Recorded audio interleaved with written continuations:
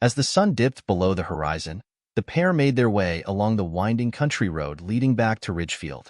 Bill's calloused hands gripped the steering wheel of his old Ford truck, his sharp eyes scanning the road ahead. Tyler, a curious and bright boy, sat in the passenger seat, his fishing rod sticking out of the truck bed behind them. They were nearing the outskirts of Ridgefield when the first sign of trouble appeared. A squad car parked awkwardly on the side of the road flashed its lights as they approached. Bill instinctively slowed down, his experience warning him that something wasn't right. The officer inside, a white man in his mid-30s with a shaved head, emerged from the vehicle, motioning for Bill to stop. "Grandpa, what's going on?" Tyler asked, a flicker of unease creeping into his voice. "Just stay calm, boy," Bill replied, pulling the truck to a halt and rolling down his window. The officer, whose badge read Deputy Hardin, approached with a swagger, his hand resting too comfortably on his holstered weapon. He peered into the truck, his eyes narrowing. "Evening," Bill said evenly, his voice betraying none of the irritation simmering beneath the surface. "You got a tail light out?" Hardin said curtly, though Bill had checked his truck thoroughly that morning. "License and registration." Bill handed over his documents without protest, knowing better than to escalate. He'd seen situations like this spiral out of control too many times. Hardin took his time inspecting the paperwork, his lips curling into a smirk. "You Carter? Ain't you the one who gave that talk at the community center about progress or some nonsense like that?" Hardin sneered. "Some folks around here didn't take too kindly to that. I'm just trying to set a good example for the next generation," Bill replied, his tone measured. He could feel Tyler shifting uncomfortably beside him. Hardin straightened, his hand still on his gun. "Well, we don't need people stirring up trouble. Y'all better watch yourselves." As Hardin sauntered back to his cruiser, Bill exhaled slowly, pulling away when it was clear the encounter was over.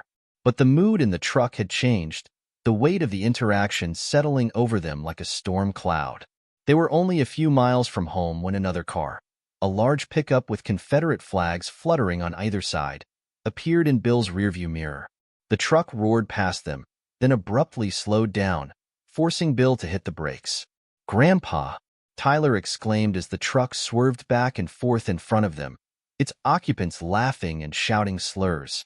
Bill's jaw tightened, his grip on the wheel steady. "It's all right, Tyler. Just keep your head down." The cat-and-mouse game continued for several minutes, the pickup blocking their way and revving its engine aggressively. Finally, at a narrow stretch of road, the truck slammed on its brakes, forcing Bill to stop. The men inside piled out, beer bottles in hand, their intentions clear. "Stay in the truck," Bill ordered, his voice firm as he stepped out to confront them. "Look at this old fool," one of the men jeered, a heavy-set figure with a thick southern drawl. "Think you're too good for us, huh?" "I'm just trying to get my grandson home," Bill said evenly, his eyes scanning the group. His training kicked in, assessing threats, planning his next moves. "Maybe you ought to teach him how to respect real Americans." Another chimed in, shoving Bill back against his truck. Tyler, watching from the window, felt a mix of fear and anger bubbling up inside him. He wanted to leap out and defend his grandfather, but remembered Bill's stern warning. Bill stood tall, his presence commanding even at 72. "You boys had your fun. Now move your truck and let us be." For a moment, it seemed like they might back down. But then one of them swung a beer bottle at Bill. In a blur of movement, Bill caught the man's arm, twisting it behind his back. The others surged forward, but Bill's years of training made him a formidable opponent. He dodged a punch, countering with a swift blow that left another man sprawling. The sound of a distant engine grew louder. Another car approached, its headlights cutting through the dusk. The group hesitated, muttering amongst themselves, before scrambling back into their truck and speeding off, leaving Bill and Tyler alone on the road. They drove home in silence, the weight of the evening hanging heavily over them. When they reached the driveway, Tyler finally spoke. "Grandpa, why'd they do that? Why'd they hate us?" Bill turned to his grandson, his face weary but resolute. "Because they're scared of what they don't understand. But that's no excuse for letting them win." As they stepped inside, the glow of the porch light offering a brief respite, Bill realized that this was just one battle in a much larger fight. And though he was tired, he knew he couldn't stop fighting. Not for himself, but for Tyler and the world he would inherit. The air inside the truck was heavy as William, Bill Carter, and his grandson Tyler resumed their journey. The old Ford rattled along the uneven backroads, its engine humming steadily. Tyler sat quietly, his youthful excitement from the day at the lake completely extinguished by the encounter with Deputy Hardin. Bill, ever the stoic, kept his eyes forward, though his hands clenched the steering wheel just a bit tighter than usual. The headlights of a police cruiser appeared in the rearview mirror, growing larger with alarming speed. The wailing siren that followed sent a chill down Bill's spine. "Grandpa, is it the same cop?" Tyler asked, his voice laced with unease. "No, son. Different car," Bill replied tersely. "But don't worry. Just stay calm." Bill pulled the truck to the side of the road, the gravel crunching under the tires. The cruiser came to a halt behind them, its floodlights bathing the truck in an unforgiving white glare. Two officers emerged, Mark Hayes and Sean Riley. Both were burly men with a swagger that screamed authority unchecked. Their reputation in Ridgefield was well known, whispered about in hushed tones. Frequent complaints of excessive force, intimidation, and, worst of all, racially charged incidents. As Hayes approached the driver's side window, Riley circled the truck, his flashlight shining into every crevice as if he were searching for an excuse. "Evening, gentlemen," Bill greeted, keeping his tone neutral. "Something I can help you with?" Hayes smirked, chewing on a toothpick. "Got a report about a vehicle matching this description with a busted taillight. That yours?" "Taillight's just fine," Bill replied, his voice calm but firm. "Checked it myself this morning." Hayes leaned closer, his breath reeking of stale coffee and arrogance. "You calling me a liar, old man?" Tyler shrank in his seat, clutching the strap of his seatbelt. "Grandpa." "It's all right, Tyler," Bill assured him before addressing Hayes again. "I'm saying there's no issue with the taillight. You're welcome to take a look." Hayes grinned, the kind of grin that promised trouble. "Oh, we will." Riley, now at the back of the truck, hollered, "Hey, Mark, looky here. Got fishing rods and a cooler back here. You boys been drinking?" "No, sir," Bill answered without hesitation. "Just fishing. Cooler's got water and sandwiches. Mind if I take a look?" Riley asked, though it was clear he wasn't really asking. He popped open the cooler, rummaging through its contents. When he found nothing incriminating, he slammed it shut with unnecessary force. "Step out of the vehicle," Hayes ordered suddenly, his tone leaving no room for debate. Tyler looked at his grandfather, panic in his wide eyes. "Why? We didn't do anything." "It's okay, Tyler," Bill said, unbuckling his seatbelt. He stepped out slowly, his every move deliberate to avoid giving the officers any excuse. "You stay right there." As soon as Bill was out of the truck, Hayes stepped into his personal space, towering over him despite Bill's impressive stature. "Let's see your ID." Bill handed over his driver's license, his face a mask of calm. Hayes examined it with exaggerated slowness before tossing it to Riley, who caught it with a chuckle. "William Carter, huh?" Hayes said mockingly. "Bet you got some war stories to tell. Maybe some medals." "Too bad none of that matters here." Bill remained silent, his eyes locked on Hayes. "Am I being accused of something, officer?" "You're looking awfully nervous for someone with nothing to hide," Hayes sneered. Meanwhile, Riley sauntered over to the passenger side, his flashlight shining directly into Tyler's face. "What about you, boy? You hiding anything?" Tyler flinched, his hands gripping his knees. "And no, sir." "Step out of the truck," Riley barked. "No," Bill interjected, his voice sharp. "The boy stays put." Riley's expression darkened as he looked at Hayes. "You hear that? He's giving orders now." Hayes chuckled. "Guess he thinks he's still in charge." Without warning, Hayes grabbed Bill's arm, yanking him toward the cruiser. "Let's see how tough you are down at the station." Tyler screamed. "Leave him alone." The boy scrambled out of the truck despite his grandfather's earlier warning. He ran toward Bill, but Riley intercepted him, shoving him roughly to the ground. "Tyler!" Bill shouted, his composure cracking for the first time. Riley leaned down, his face inches from Tyler's. You got a smart mouth on you, kid. Maybe you need a lesson in respect. Enough. Bill roared, his voice cutting through the tension like a blade. You're assaulting a minor now. You think that's gonna fly? Hayes turned to Bill, his smirk gone, replaced with cold malice. You better watch that tone, old man, or I'll make sure neither of you make it home tonight. For a moment, the only sound was Tyler's muffled sobbing as he picked himself up from the dirt. Then, in the distance, headlights appeared. Another vehicle approaching. Hayes and Riley stiffened, their bravado faltering ever so slightly. A sleek black SUV pulled up, its windows tinted. The driver stepped out, a young black woman in a tailored suit. She moved with purpose, her phone already in hand. Officers, she called out, her voice steady. Is there a problem here? Ma'am, this doesn't concern you, Hayes snapped. It does now, she replied, holding up her phone. I'm recording this interaction, and I'll be forwarding it to the state attorney's office. Care to explain why you've detained this man and his grandson without cause? Hayes and Riley exchanged a glance, their bluster crumbling under the weight of potential accountability. Without another word, they shoved Bill back toward his truck and retreated to their cruiser. You're free to go, Hayes muttered before they sped off into the night. The woman turned to Bill and Tyler, her expression softening. You okay? Bill nodded, his voice rough with emotion. Thanks to you. As they climbed back into the truck, Bill glanced at Tyler. Remember this, son. The fight's never over. But we don't back down. Tyler nodded, his admiration for his grandfather stronger than ever. They drove off into the night, leaving the darkness behind but carrying its weight with them. Bill Carter stepped out of the truck cautiously, his years of military training keeping his nerves steady despite the escalating tension. He had been in tight spots before, but this was different. This wasn't a war zone. This was supposed to be home. The officer's demeanor, however, screamed anything but safety. Tyler, his 13-year-old grandson, was left alone in the truck, his small frame silhouetted against the floodlights that made the dark Louisiana road feel even more hostile.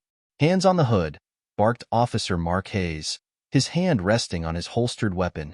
His partner, Sean Riley, leaned casually against their cruiser, smirking as though the entire situation was an entertaining game.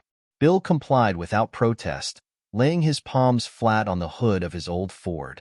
What's the issue, officers? He asked evenly, his voice betraying none of the anger simmering beneath the surface. We'll decide that, Hayes snapped. He motioned to Riley, who sauntered over with exaggerated ease, his flashlight beam darting over Bill's truck. Kid, you stay put, Riley barked, aiming the beam directly at Tyler's face. Tyler flinched but nodded, his wide eyes darting toward his grandfather. Leave the boy alone, Bill said sharply, glancing over his shoulder.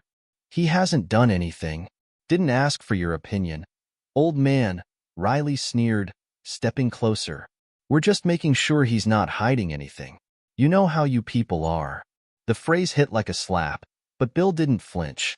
He had heard worse in his time, but the venom with which Riley spoke stung differently with Tyler sitting just feet away. The boy's innocence was being shattered with every passing second, and Bill could feel his blood boiling. Hayes yanked Bill back toward him, pushing him harder against the hood. Eyes forward. Don't make this harder on yourself. Riley circled the truck, now peering into the cab. Fishing poles, cooler. Been having yourselves a nice little outing. Huh? Where'd you go? Somewhere you weren't supposed to? Just the lake, Bill answered, his voice clipped. You're welcome to check our gear if you think catching catfish is illegal. Riley chuckled, slapping the side of the truck. Smart mouth on you. Huh? Let's see how smart you feel after a night in the cell. Why are you doing this? Tyler's voice broke through the tense silence, trembling but defiant. The boy leaned toward the window, his young face etched with confusion and fear. Hayes turned toward him, his expression darkening. Did I tell you to stay quiet, boy? You want to join him outside? Tyler recoiled, his small fists clenching in his lap. He didn't do anything. Tyler, it's okay, Bill interjected, his tone firm but soothing. Just do as they say. Hayes let out a bark of laughter. Got the kid trained well, huh? Figures. Probably gonna grow up just like you. Arrogant and thinking the world owes him something. Bill's jaw tightened, but he remained silent. He knew how this game was played, and reacting emotionally would only escalate things. Still, Hayes seemed determined to push every button. Riley opened the passenger door, reaching in to grab the cooler.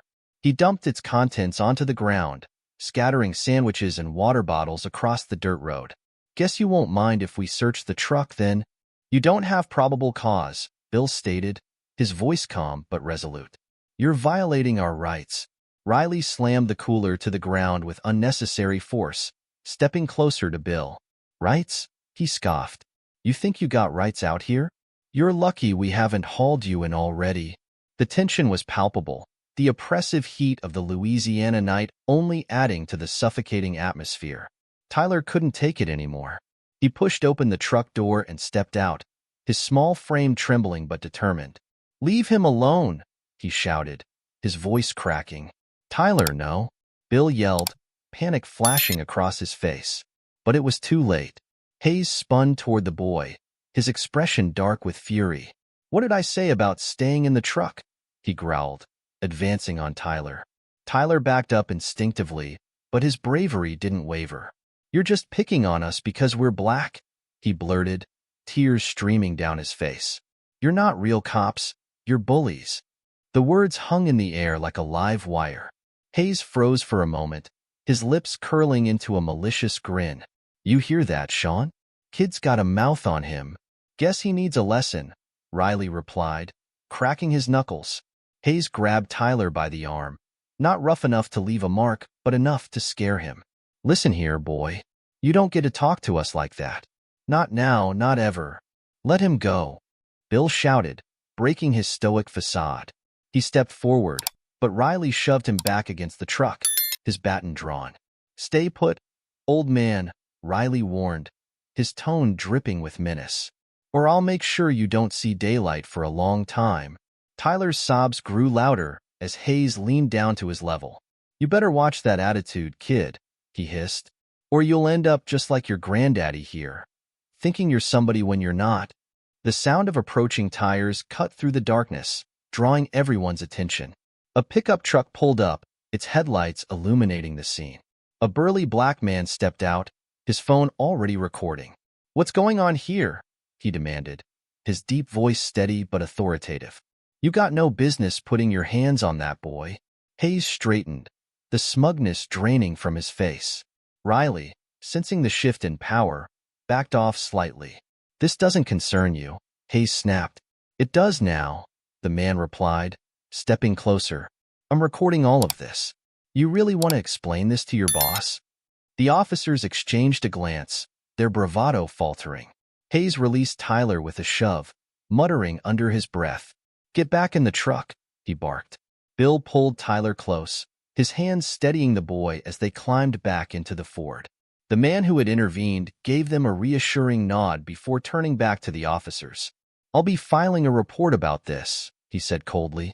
As Bill started the engine and drove off, Tyler buried his face in his hands, his small shoulders shaking with silent sobs. Bill reached over, placing a firm but gentle hand on his grandson's knee. Tyler, he said softly, his voice steady despite the storm raging inside him. You stood up for what was right. Don't ever stop doing that. Tyler looked up, his tear-streaked face filled with a mixture of fear and determination. I won't, Grandpa, he whispered. And as the truck disappeared into the night, Bill knew that while the fight wasn't over, they had taken another step toward ensuring that Tyler's voice and his courage would never be silenced. Tyler wiped the tears from his face, his grandfather's steady hand on his shoulder grounding him. Despite his fear, the boy reached into his pocket and pulled out his phone, the screen lighting up with a reassuring glow. Start recording, Bill said quietly, his voice low but firm. No matter what happens, you keep filming. It's your right. Tyler hesitated for only a moment before pressing the record button. The camera captured the two officers as they circled the truck like vultures, their flashlights glinting off the peeling paint of the old Ford. The floodlights from the cruiser bathed the scene in harsh light, exposing every tense detail. Hayes was the first to notice the phone. He stopped mid-step, his hand dropping to the butt of his holstered gun. His face twisted into a sneer as he pointed at Tyler. "Put that damn thing away," he barked. Tyler flinched but held his phone steady. "I'm allowed to record," he said, his voice trembling but audible. Riley spun on his heel, his flashlight beam now directed squarely at Tyler's face. "Didn't you hear him, kid? Turn it off. Now." "It's his right," Bill interjected, his tone sharp and unyielding. He stepped forward, putting himself between the officers and his grandson. "The boy isn't breaking any laws by filming." Hayes chuckled, the sound low and menacing. "You think that phone's gonna save you? You think anyone's gonna care about your little video?" "They'll care," Bill said, his voice like steel. "And you know it." The tension crackled in the air like static. Riley took a menacing step toward Tyler, who instinctively backed up until he was pressed against the side of the truck. "Give me the phone, boy," Riley demanded. "Last chance." "No," Tyler said, his hands trembling but firm as he held the phone tighter. Hayes turned to Bill, his eyes narrowing. "You teaching him to disrespect the law? That's what this is." "I'm teaching him to stand up for himself," Bill shot back. "To know his rights, even when people like you try to take them away." Riley's flashlight beam shifted, now aimed at Bill's chest. "You better watch that mouth, old man." "And you better watch yours," Bill retorted, stepping closer. His imposing frame, though older, still carried the command of a man who had faced worse than these two bullies. "You don't intimidate me, and you won't intimidate him either." Hayes spat onto the ground, his frustration evident. "You think you're some kind of hero? That phone won't do a damn thing once we haul your ass in for obstruction." "There's no obstruction here," Bill said calmly. "The only ones abusing their power are you." Tyler's phone caught every second of the exchange. The sneering faces of the officers, the cruel smirks, the veiled threats. As the seconds ticked by, the officer's confidence began to falter under the unblinking eye of the camera. "This isn't over," Hayes growled, stepping back slightly. He looked to Riley, jerking his head toward the cruiser. "We've got better things to do than babysit these two." Riley lingered, his hand twitching near his baton, but eventually followed Hayes. As they retreated to their car, Hayes turned back, his expression venomous. "You better hope we don't see you around here again." Bill didn't respond, his eyes fixed on the two men until they climbed back into their cruiser. The red and blue lights flickered off, and the car roared back onto the road, disappearing into the darkness. As the tension finally began to ebb, Tyler lowered his phone, his hands shaking. "Grandpa, what if they come back?" he whispered, his voice breaking. "They won't," Bill said firmly, though his eyes betrayed the weight of his own doubts. "But if they do, we'll be ready." Tyler looked down at his phone, the video still playing back silently on the screen. "Do you think this will help? The recording?" Bill crouched down so he was eye level with his grandson. "Tyler, that video is more than proof. It's a weapon, and when people see it, they'll know the truth about those men." For a moment, the two sat in silence, the oppressive weight of the night pressing down on them. Then, Bill straightened, placing a hand on Tyler's shoulder. "Come on, let's get out of here." They climbed back into the truck, the engine rumbling to life as Bill pulled onto the road. Tyler sat quietly, his phone still clutched tightly in his hand, the screen glowing faintly in the dark cab. "Grandpa," he said after a while, his voice soft but resolute, "you were right. We can't let people like them win." Bill glanced at him, a small, proud smile tugging at the corners of his lips. "That's my boy," he said, his voice filled with quiet pride. As they drove through the winding Louisiana roads, the weight of what had happened hung heavy between them. But for the first time that night, there was a spark of hope, a flicker of resistance against the darkness that sought to consume them. And Tyler, with his phone still recording, silently vowed to never let that spark die. The truck sat idling on the dimly lit roadside as Officer Hayes, his face twisted with frustration, marched back toward Bill Carter. The old Navy SEAL stood tall, his eyes steady, his stance resolute. The tension in the air was palpable, and Tyler, still recording with his phone, felt his pulse quicken as the confrontation escalated. "You think you're untouchable, don't you?" Hayes snarled, stepping directly into Bill's personal space. Bill didn't flinch. "I think every action has a consequence," he replied evenly, his voice carrying the weight of experience. The words hit Hayes like a slap. His face reddened, and his composure cracked. Without warning, he shoved Bill hard, his hands colliding with the older man's chest. Bill staggered back a step but remained upright, his sharp eyes locked on Hayes, unyielding. "Grandpa!" Tyler cried out from the truck, panic surging through his voice. "I'm fine, Tyler," Bill said calmly, raising a hand to reassure him. His voice, though steady, carried an edge that warned Hayes he'd crossed a line. "You think you're so damn righteous," Hayes growled, his hand twitching near his holster. "You think you can talk down to me like I'm nothing?" "I don't think anything of you," Bill replied, his tone sharp as steel. "But you're making it clear to everyone watching exactly who you are." Riley, standing by the patrol car, chuckled nervously, his bravado faltering as he glanced toward Tyler's phone. "Mark, come on. Let's just go." But Hayes wasn't listening. The humiliation of being challenged by Bill and the quiet defiance of Tyler filming every second had pushed him past reason. He took another step closer to Bill, his fists clenching at his sides. "Every action has a consequence, huh?" Hayes sneered, his voice dripping with menace.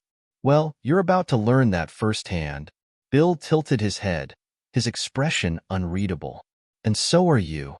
Suddenly, Tyler's voice broke through the tension. "Grandpa, look at their car." Both Bill and Hayes turned toward the cruiser. Tyler's phone, still recording, zoomed in on the rear of the vehicle. The license plate, illuminated by the truck's headlights, was partially obscured by a piece of dark, smeared tape. The numbers were barely visible, a clear attempt to conceal the plate's identity. "What the hell is that?" Tyler said, his voice a mix of confusion and alarm. Bill's sharp eyes narrowed as he studied the plate. "Seems like someone doesn't want to be traced," he said coldly, directing his comment at Hayes. Hayes' face darkened, his anger momentarily replaced by a flash of panic. Riley stepped forward, his expression uneasy. "Mark, we should get out of here." "Shut up, Sean," Hayes snapped before turning back to Bill. "You don't know what you're talking about." "I know what I see," Bill retorted, his voice steady. "And so does the camera." Hayes turned his glare toward Tyler, his teeth clenched. "You little punk. You think you're smart, huh? Filming everything. Stirring up trouble." "I'm not stirring up anything," Tyler said, his voice trembling but firm. "I'm just making sure people see what you're doing."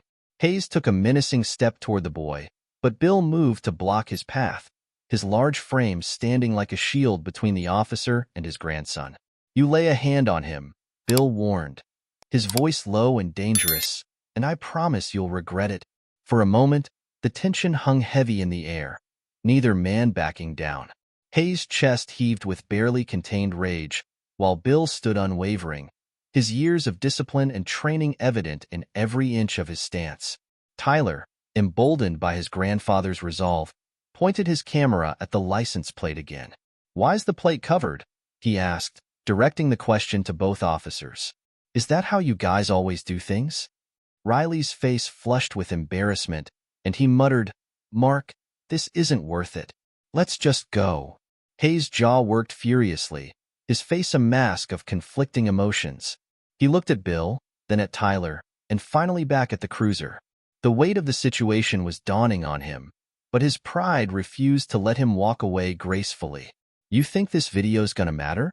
Hayes spat, his voice thick with disdain. "No one's gonna believe you over us."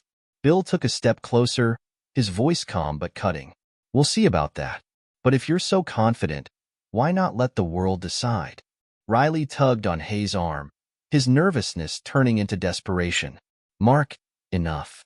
Let's go." Hayes stared at Bill for a long, tense moment before finally stepping back, his face twisted with fury. "You're lucky," he muttered, though it was clear to everyone that the luck wasn't on his side. The two officers retreated to their cruiser, their movements stiff with barely contained anger.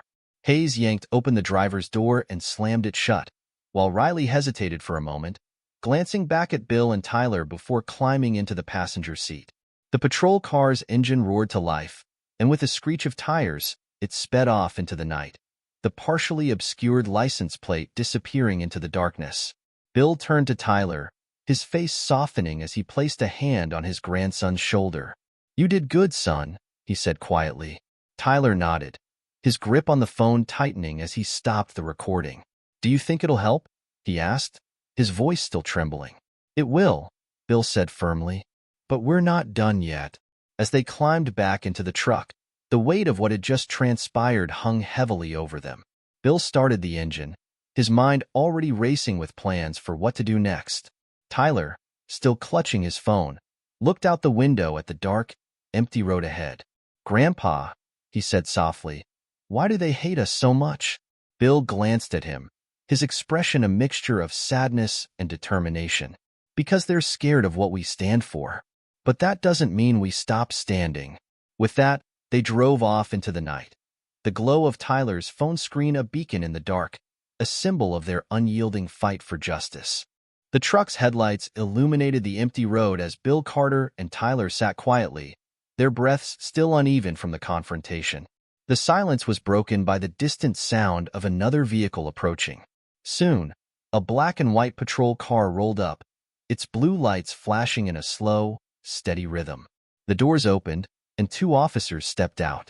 Sergeant Ethan Brooks, a tall, broad-shouldered black man with a composed demeanor, approached the truck first. Behind him was Officer Claire Monroe, a younger, fair-skinned woman known for her professionalism. Both officers had sterling reputations and were widely respected in Ridgefield. Bill stepped out of the truck cautiously, his instincts still on high alert. Tyler, clutching his phone, stayed seated, his wide eyes watching the new arrivals. "Good evening, sir," Sergeant Brooks greeted, his voice calm but firm. "I'm Sergeant Ethan Brooks. We received a call about an incident out here. Can you tell me what happened?"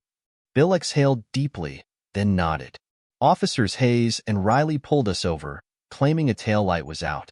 Things escalated quickly. They pushed me, threatened us, and tried to intimidate my grandson for recording the incident." Sergeant Brooks raised an eyebrow. "Is that so?" He turned his attention to the truck, walking around to inspect the taillight himself.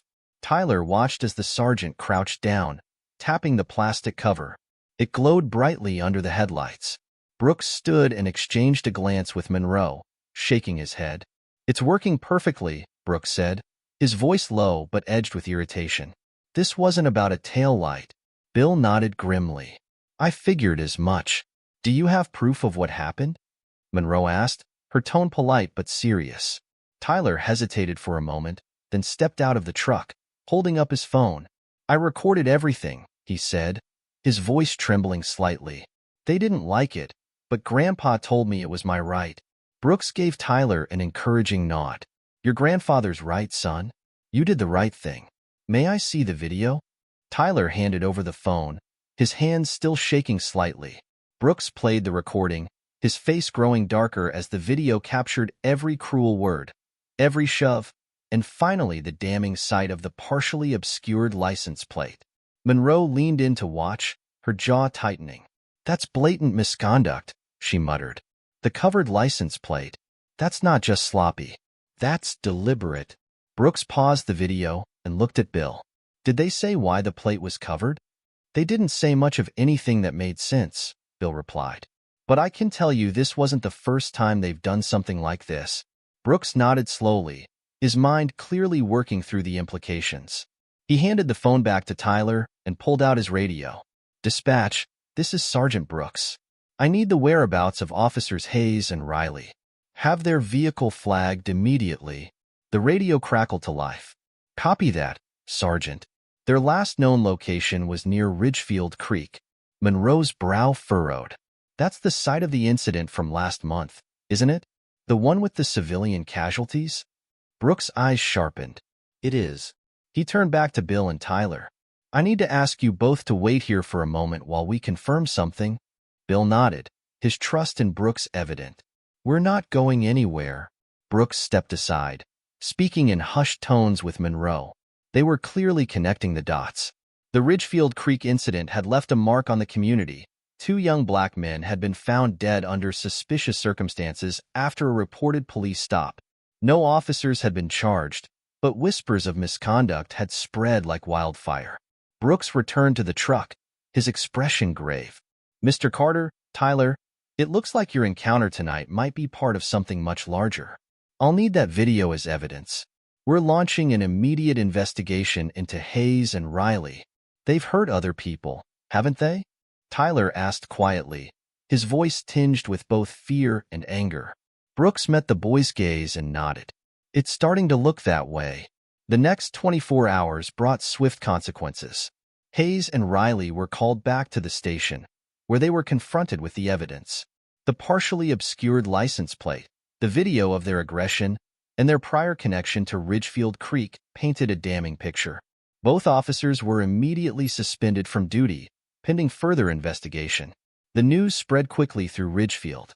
Tyler's video was shared widely, a raw and undeniable record of the officer's abuse of power. Community leaders praised Tyler's courage, and local news outlets highlighted the role of his recording in exposing the truth. For Bill, the fallout brought mixed emotions. As he stood on his porch, watching the sun set over the bayou, Tyler approached him, phone in hand. "Grandpa," the boy said, "do you think it'll change anything? What we did?" Bill placed a hand on Tyler's shoulder, his eyes thoughtful. "Change doesn't come easy, son. But what you did, it's a start. You shone a light where they wanted darkness. That matters." The investigation into Hayes and Riley revealed years of misconduct. Complaints that had been ignored were now reopened, their patterns of intimidation and abuse laid bare. The obscured license plate was part of a tactic to avoid accountability, a practice that had likely shielded them from justice for far too long. At a town meeting, community members gathered to honor Tyler. The boy, though shy, stood at the podium as his video played on a screen behind him. Faces in the crowd, black and white alike, watched in silence, their expressions a mixture of anger and resolve. "We have to be better," Tyler said, his voice strong despite his nerves. "We can't let people like that win. Not here. Not anywhere." The room erupted into applause, and for a moment, Ridgefield felt a little less divided. Bill watched from the back of the room, his chest swelling with pride. His grandson had done more than just record a video. He had sparked a movement, a reminder that even in the face of hatred and fear, courage could make all the difference.